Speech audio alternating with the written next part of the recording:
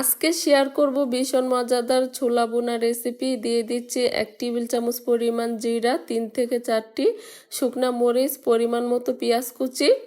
এগুলোকে বাদামি কালার করে ভেজে নিতে হবে।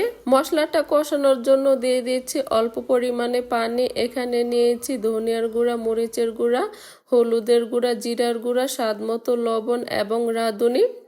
এবার মশলাটাকে দিয়ে দিব আর দিয়ে দিচ্ছি 2 টেবিল চামচ পরিমাণ আদা রসুনের পেস্ট। মশলাটাকে ভালোভাবে কষিয়ে নিয়েছি। দিয়ে দিচ্ছি ছোলার ডালটা আমি আগের থেকে সিদ্ধ করে নিয়েছিলাম।